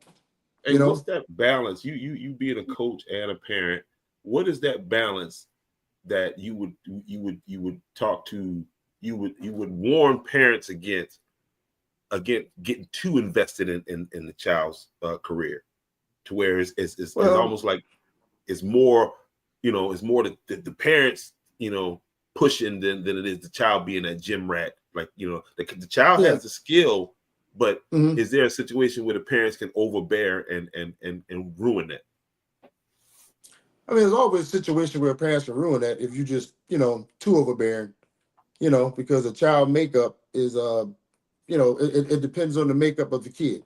Some kids like to be pushed, and some kids don't like to be pushed so much. It'll break them down. They can't function. They can't think when they have a lot of pressure on them, so they don't be free to be able to play. Some kids thrive in chaos because they might have come from chaos and they're used to it, so they understand how to thrive in chaos. But as far as a parent, you can, push too much, because all of us want to kind of not necessarily live through our kids, but we share our kids' emotion because they're our kids, and we want the best for them. And when they hurt, we hurt. And then when we see certain potentials in them, we want to push that out of them.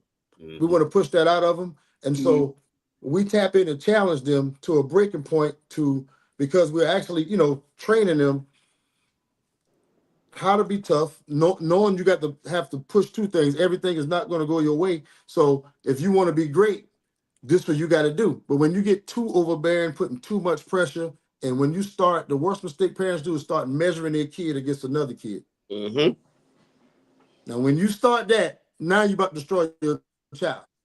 Give me an example. Give me an example of something like that. So-and-so had this. An example. For instance, go ahead. A kid that can score versus a kid that think they can score or want to score. A natural so to scorer. speak. Gotcha. a natural score is a score. And then they, and then they wonder, well, he shoot it, that much, maybe you need to shoot it. You need to shoot, you need to score some points too. But what parents got to understand is with a 5-man sport, somebody got to be a role player. You're right. Somebody got to be a role player. Okay? Ain't no somebody, more than likely 4 people are role players, unless you got, 2 dogs, but one of them still got to take a back seat. So you gotta know your role, and you gotta play a star in your role. And it's up to the parents and the coach, to figure out how that child can contribute to the success of that team. What can he bring to the table to help that team? For instance, you may be a guy that can score. You may play pickup ball, y'all play against each other all the time, and you figure you score just as much. But within the flow of said coach's offense, your particular skill set of scoring might not balance out with what I'm trying to run. You understand what I'm saying? It's times, we may need your like the way you score. That'll be part of the system. We may need that at times, but the majority of someone's system is what they do best. So the players who do best, let's say drive and kick system, because I love a drive and kick system. I need somebody that can penetrate. I need somebody that can penetrate and find and get the ball to the people that need to get the ball to. I got my shooters. They know they're my shooters. They know that's their job on the floor to shoot. You do your job first. You can do other things, but you are here on this team first to be a shooter. Just like a running back, you're a running back first. You're good at catching some screens. We'll use you here and there, but don't get it twisted. You're a running back first. We need you on these tough downs. That's your job. If you can't do that, I don't need you for the screens. So for a player, if you can't do your job, I'm going to find somebody to do your job first, because everybody got a job to do within that system. But if you want to get yours, if you really want to get yours, get some steals, get some rebounds, push the ball up the floor, cause some turnovers, get in transition. You can play the way you want to play. You can lay it up, you can score, you can do that all day because those turnovers. But when we come in to run my set, I don't have time for your show. So you need to know your role. This guy heating up, your parent wants you to heat up. No, it don't work like that. It ain't his time to heat up. You understand what I'm saying? I played sports all my life. All my life. Okay? Baseball, football, basketball, all my life. So, and my mom, was the one getting me involved, getting me to the games, or whatever she was doing.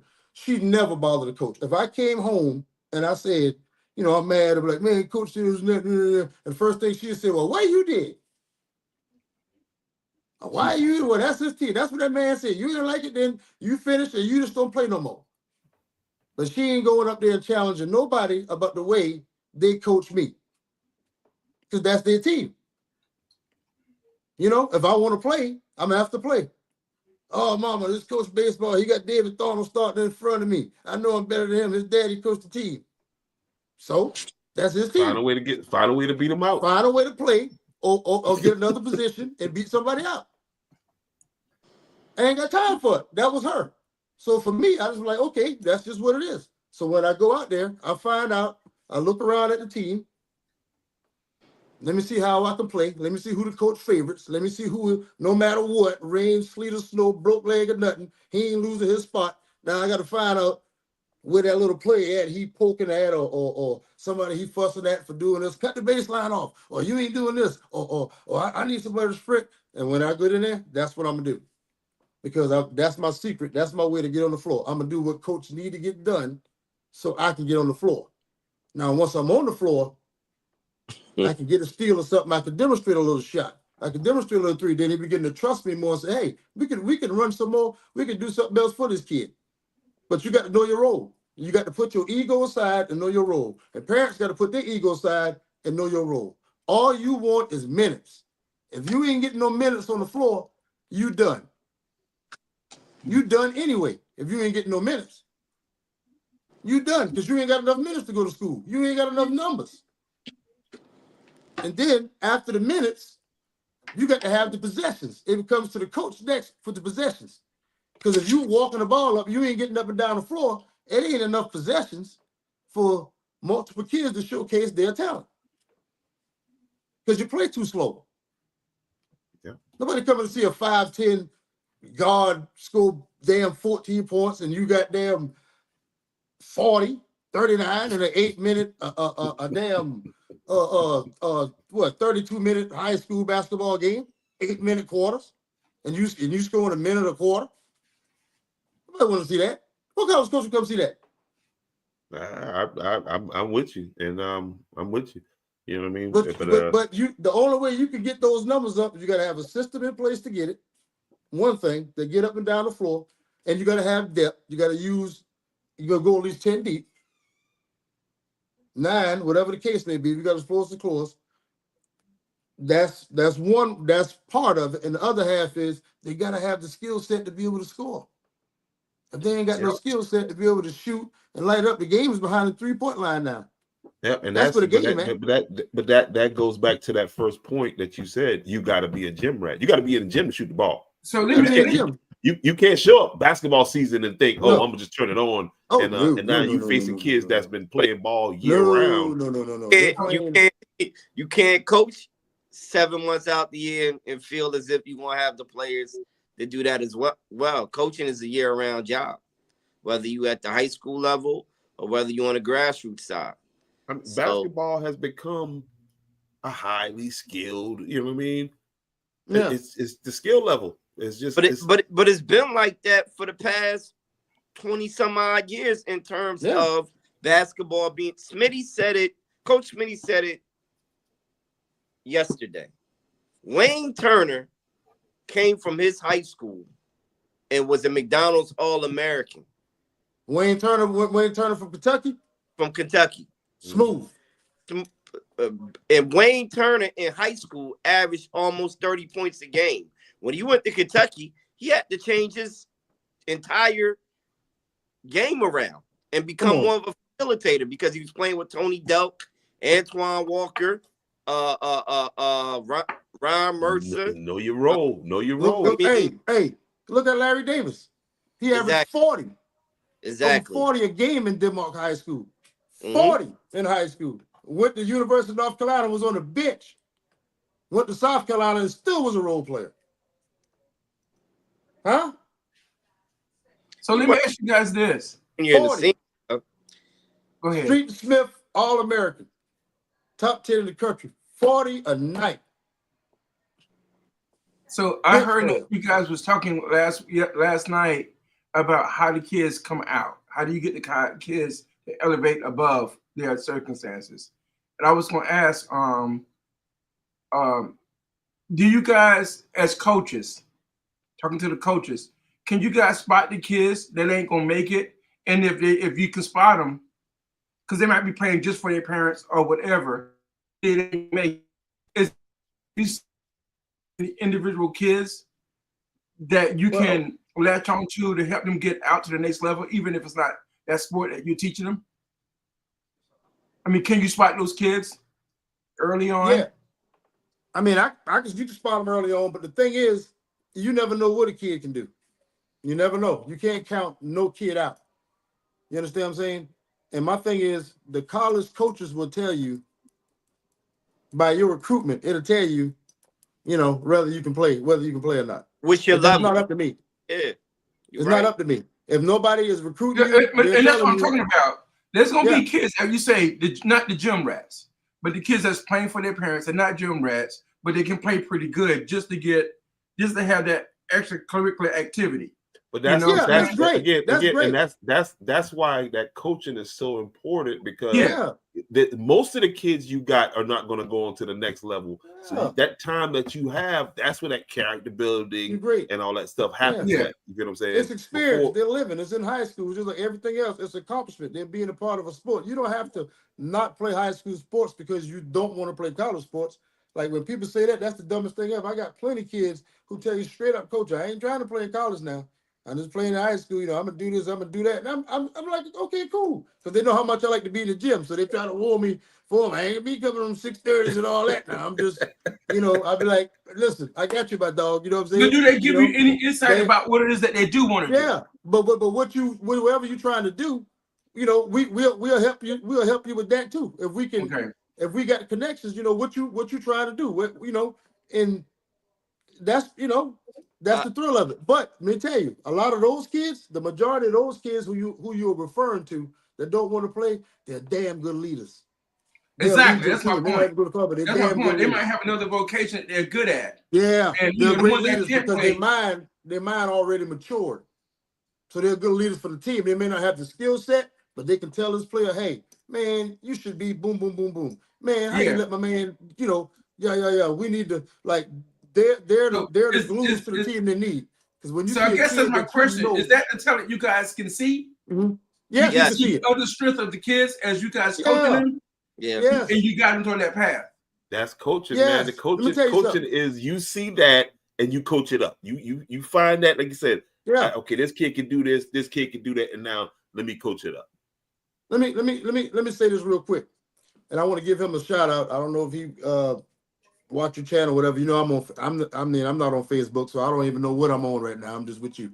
But Vander, Corey Rush, I want to give him a special shout out. I got a lot of players that I love when I was in Anders, but Corey most of all, because Corey was that little kid at Rosemary that wasn't as skilled as my other players, but he was already a leader. He was already a leader. Nobody would thought he'd play college ball, but he had that hunger, and he was just a leader.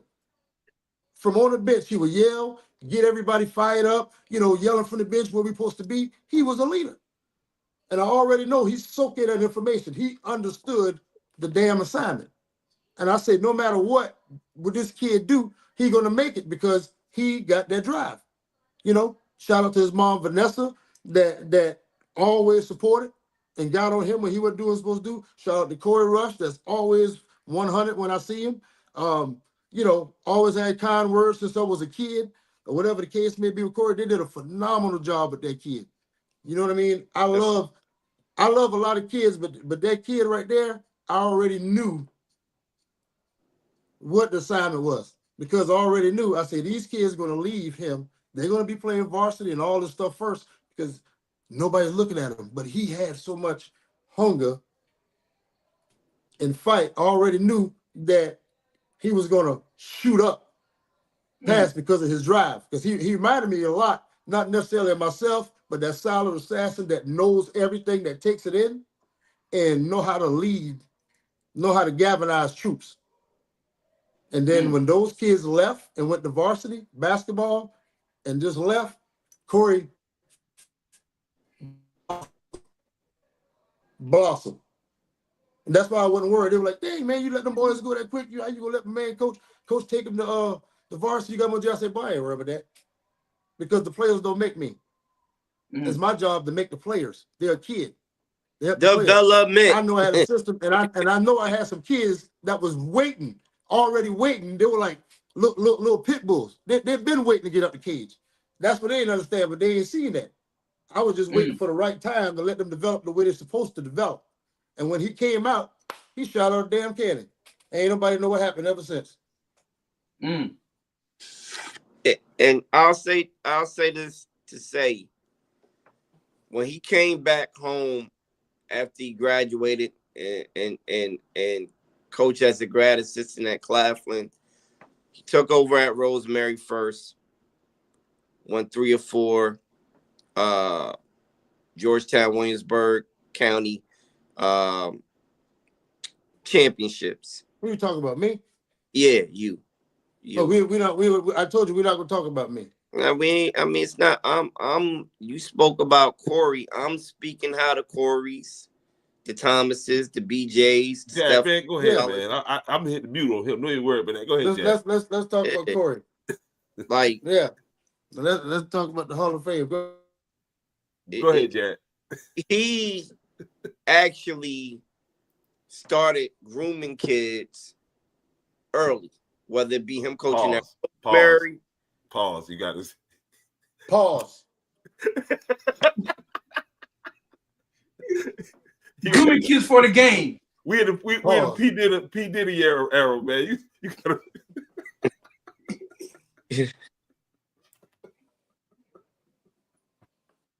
Anyway, go ahead, Jam.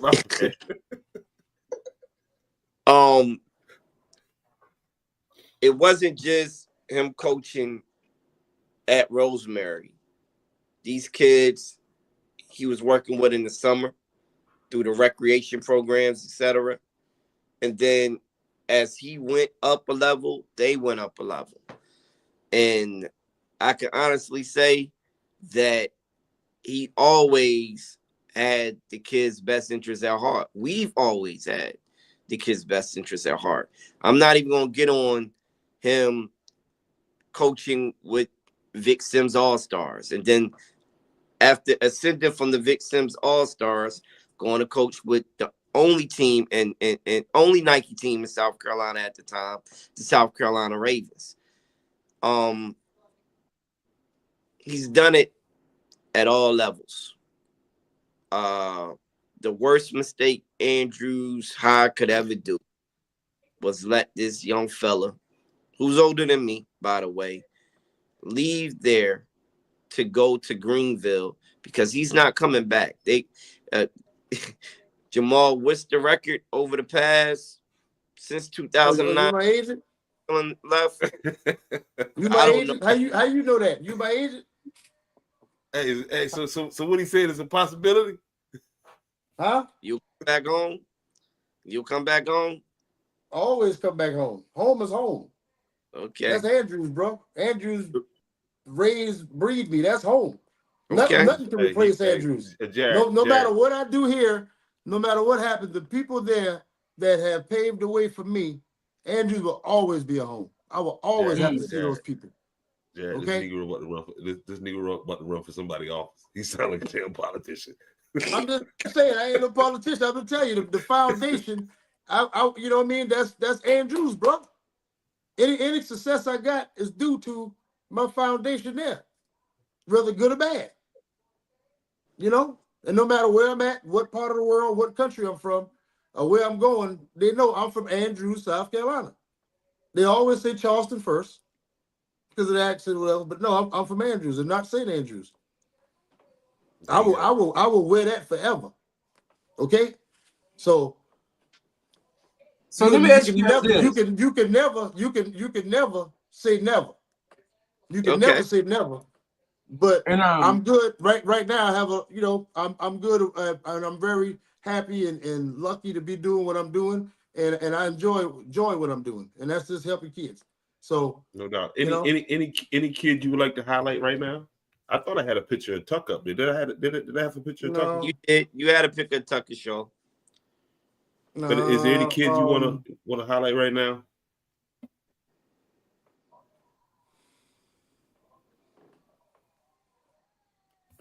I wouldn't say kid.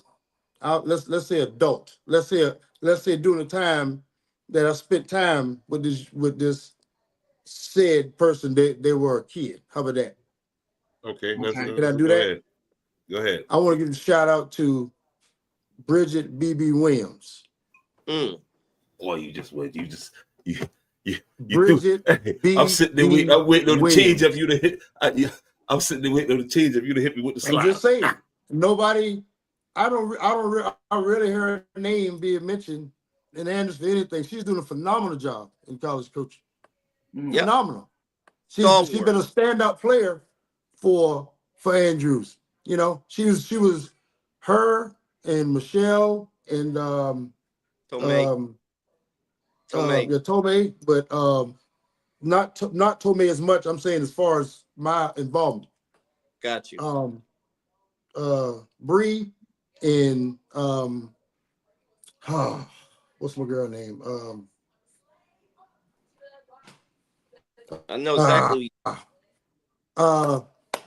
My cousin Missy daughter. You know what I'm talking about. Yeah. My name ain't clicking right now. Yeah, but shout out to Missy too, Middleton.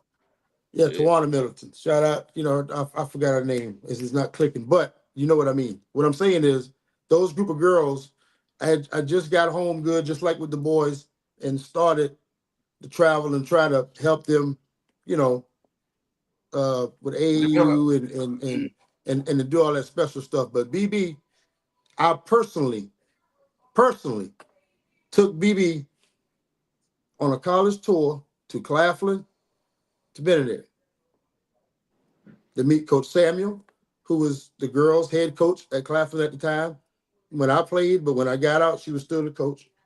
And her assistant was Coach Jenkins. And Coach Jenkins ended up taking the head coaching job at Benedict. And so when she heard I took BB there, she said, "Oh, I heard you got a player down there. Why you bring it? Let me see it." You know, little player from Andrews. Because at the time, Papa, shout out to Papa, when me and Jared were coach with it, Papa was down at Claflin at that time. You know, just got down. So it was a good time. It felt good, you know, to know somebody from Andrews coming in. And then, you know, BB, that situation a couple of years later took her. But anyway, she went there. She had a phenomenal career. She played great.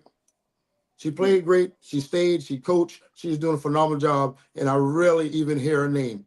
You know, really. And Andrews, we should be so proud of her. And Andrews is unbelievable because that young lady, she worked hard, man. She worked hard. Bridget Williams, BB worked hard. I love you. You know I do. You know, so you know we keep in contact here and there. She may call me about a player if I know this player, this, that, and the third.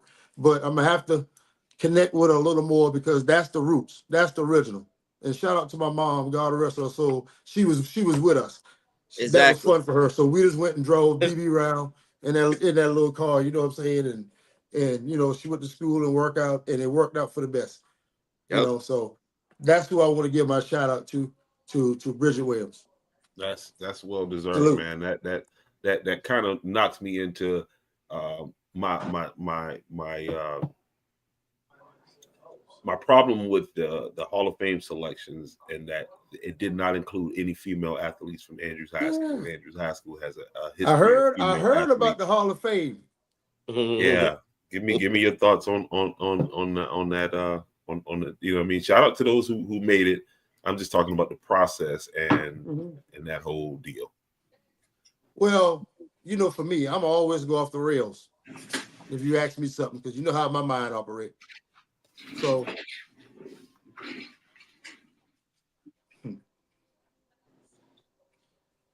okay, this is what I'm gonna start with.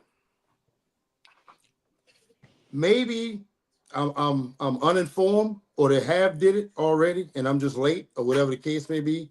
They probably did it, you know, when I was younger, and I just didn't know about it or whatever. But and I'm speaking to the Black community on this one. This has nothing to do with no radical stuff or nothing like that. But I'm talking about our community, especially Andrews. For me, I ain't honoring nobody or nothing at Andrews High or, you know, Andrews High, whatever the case may be, if we haven't honored those from Rosemary High School first. Now, if we've did that already, forgive me. I'm off my rocker. I thought I was the only person on that hype right there, but if we have not did that first, I can give two scraps about who go to the Hall of Fame in Andrews High and myself, because everybody that would possibly be going in,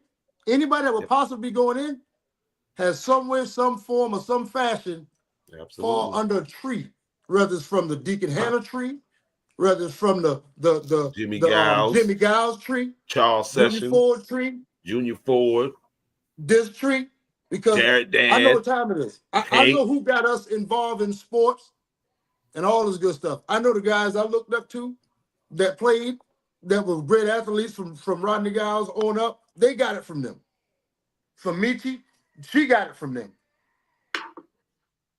You know, and that was passed down to them, to us, to what is now. So, you know, if we haven't sit down, because a lot of those folks have passed and they're gone, if we haven't sit down really as a black community to set a day or have something where we honor those athletes from Rosemary High School first, I can care less about Andrews High Hall of Fame, and I'm just being honest. Well, because I shouldn't be honored. I'm just telling you, we shouldn't be honored if the people that paved the way for us is not honored. It's just not going to happen. That's like trying to build a house from the roof down. It's just not going to happen. Now, to all of those that made it, I don't know exactly who it was. I heard a couple names, but I am like everybody who made it, well deserved. Well deserved if you made it. Congratulations. All that good stuff. If I see them in person, I'm going to definitely congratulations. Coach Hazen here, I already know that's what I'm saying. And then Stamper, congratulations. Somebody voted in, he's in. Scully, I can't remember the rec without Scully. We were scared to play in there because we see Scully in there because they intimidate you. So we ain't want no part of that. So must shout out to Scully. He was like the first for me, like the first if you want to call it Debo, a guy like I was like like afraid to touch or something playing basketball because he just like he was left-handed. He just seemed like damn He-Man or something. He probably don't remember all this stuff, but he was terrifying. And you know what else? You know what else came up? Because they're supposed to do that ceremony at the halftime of the basketball game. How is that going to work out? I mean, I guess they're still going to have that's when the homecoming. The Hall of Fame. Hall of Fame, the first Andrews High Hall of Fame ceremony is at the halftime of a basketball game, and there's no dinner. There's no, none of that. Unless they did it. Here recently. But before you answer that, I just want everybody to see. I wanted to give a shout out to BB to put a face with a name. You know what I mean? Yeah. Wanted to put that a face. Let it be known. Two-time All-State. Let it be known. No doubt. No doubt. But yeah, that's when the ceremony. As a matter of fact, my man Kurt from Charlotte called me today, and he was wondering if they were having an official program. And I was just not at the halftime of the basketball game. That's what we got. Yeah. Now, if they already had the Rosemary thing, just saying if it did, why only 3 people went in? You got so much years of history of sports there from wrestling. I know we had wrestling back when, right? Back when. Track, track, softball, baseball. I mean, come on. It's you gotta, three not gonna work. And then how often you doing it every year? I mean, people be long gone from here by the time they get here, be another damn 35 years when they get in. If they're doing it 3 a year, it's a lot. You got to catch up with 50 years. I mean, off the top, all of the state championship teams can win. Well, I think the process needed to be a little bit more inclusive of other, of people like us. Yeah. Okay. Well, can we give votes for if they're only doing 3? Can I give a vote? Can we give votes for the next 3? or 5? Nah, I don't know what that is, but I do like the idea of what you're saying. Let's get this research done and get this Rosemary thing done, because you are right. If you're black in Andrews High, South Carolina, you're that's where that foundation started at. And so everything Rosemary. I mean, we play kickball out there. We played football coming up. We played the basketball court. Everything goes back to Rosemary. If you was a star, anything to do over there. I can't speak for Sampit and Big Dam, but I know if your ass was living in Andrews, because I mean you had to come down to that. You had to come down to that bottom to get it in. Outside or that football field, something had to go down, and that's because of the bloodline and the tradition from, those guys and those people that set the foundation for us. Hey, that talent that we talk about for that 53 years, it came through Rosemary. Yeah. As far as blacks are concerned, you feel what I'm saying? Tell me this. Where did Barbara Jean go to high school at? I never knew. Seriously. She went to Ameside or Rosemary? Andrews High. Barbara Jean went to Ameside? My mother went to Andrews High from 70. Aunt Barbara Jean graduated in 75, and my mother graduated in 74. Okay, so we had first ballot. We had 3 went in, huh? Now that's 2 of Claflin's all-time players to not even tell me. Hell, that's probably the only reason I might have got on the floor, because hell, I just made it. Rather leave no Barbara Jean. So guys, what have to happen? Tell you that straight up. There's something. Hey, no, you know what? We need to find out about Rosemary, because they got to get all that good research and get their shit together. But we need to let's go to Rosemary. Yeah, that's insane. Yeah. And Barbara Jean in there. Yeah. What have to happen for that to happen? What has to happen for Rose? I don't know. I know nothing about it. I don't know who in the committee. Rosemary. I don't know One anything. of Rosemary historians live right across the street from my grandfather, so that's just going over and engaging Miss Coleman and That'd be a starting this conversation. Yeah. And I'm sure it's a bunch of guys that's just got like Mr. Joe Cooper, that's got this history that we need to get recorded. So on our NJ, that's what we need to do, is just come up with some kind of shoot schedule. You know what I mean? I could shoot and catch interviews or whatever, but we need to capture that. We really need to capture that. You know what I mean? Yeah. So coaches, me and Jamal got a production company, multi-cameras, all of that stuff. What can we do for you guys as coaches and other coaches to help you guys embark on that leadership training and programs you guys have? What can we do specifically to help you guys in your endeavors? Not only you guys, but like travel sports, whatever.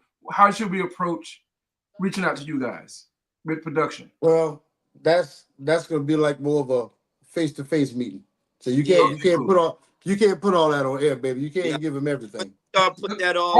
You can't give them everything. A lot of competition out there. Yeah.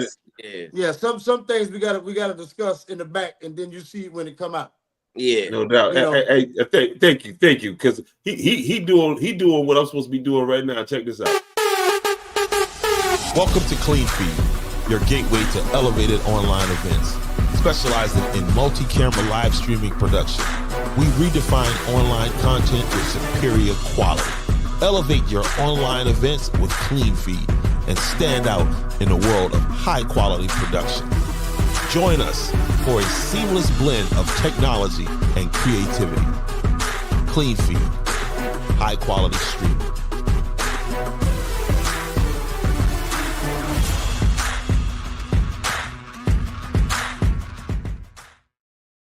What I'm saying, all that talking he did, 38 seconds, I got all that done. You know what we do now, right?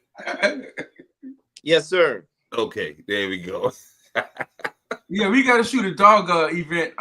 That same dog event, we got to shoot competition on Saturday. Rain, shine, or snow. Yeah. And then I'm running out the PGA to shoot a TV show down in Orlando to shoot a PGA trade show. Not an event, but a trade show. But don't worry. We'll talk about some events you guys can get up in with some, be some good footage and good content. We'll talk. Absolutely, man. Yeah, we'll definitely talk on that. No doubt, man. But yeah, hey man, great show tonight. Thank you for staying for 10 minutes there, Coach Pope. We appreciate it. Yeah, you got me. I just looked at it about 2 hours. I was looking. I said, boy, look at here. But you know me. You know once you get me rolling and talking. Hey, come on, man. I'm gonna get going because I'm passionate about what I do. I'm passionate about what I do. No but doubt, man. So I definitely want to get invited back one day, but definitely no more than once a week. No doubt, I can't handle more than once a week. So that's all good. Well, just be committed to check in on the first Wednesday, because we're gonna do this every Wednesday night.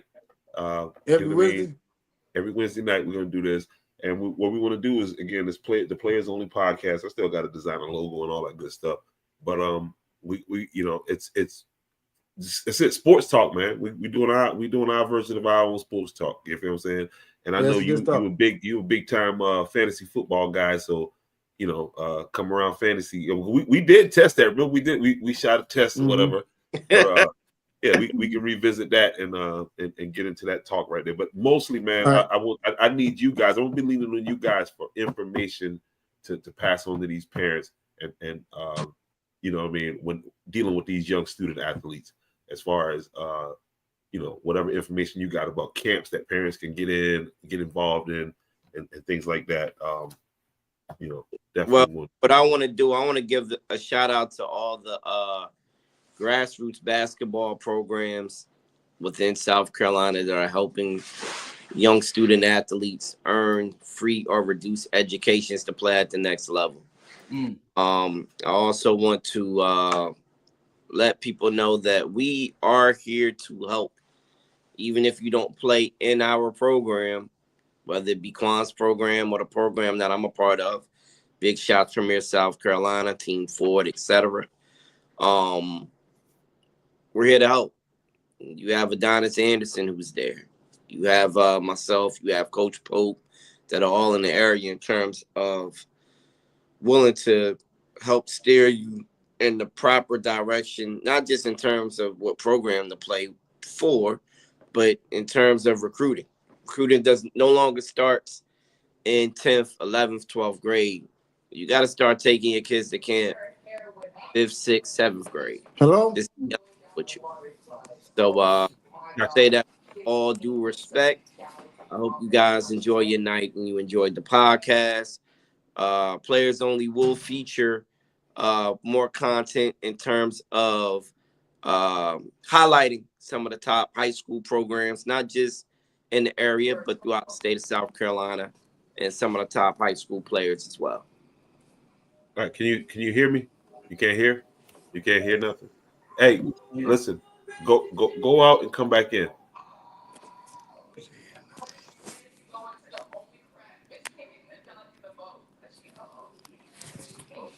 I hear you moving the phone.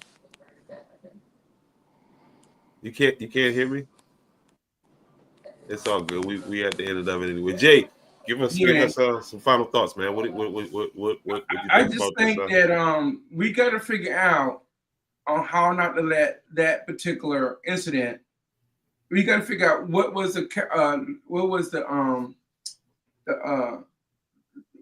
caused it, you know, and how not to let it happen again, because it's a bad look on everybody. You know what I'm saying? It's just a bad look. And how do we address that for the future? Do you think, you say you telegraphed it years ago or a year ago, and you saw it coming? You never really pinpoint on what you saw back then. What I saw, it was just the overall vibe of the gym. Again, it was the parents. It was a lot of focus on the referees. Too much focus on the referees from, you know what I mean, from where I was sitting at, and then I was moving around the gym. You hear me, boy? Yes. Yeah, we get you there. Oh, okay. I was off for a minute. Go ahead.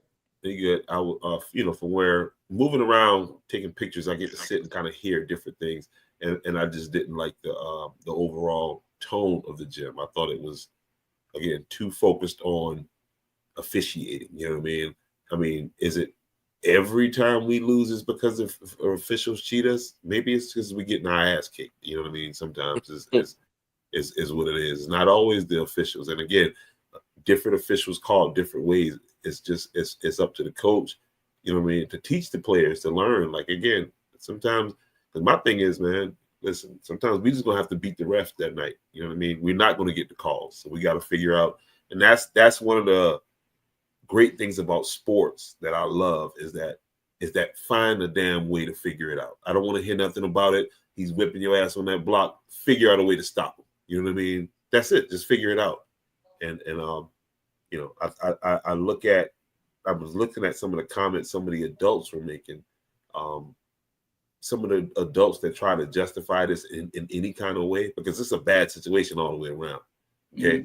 And, you know, justifying it because the ref was making a bad call. No, those kids who got in those fights, they got to have discipline, because now they're going to have to deal with the consequences of their actions.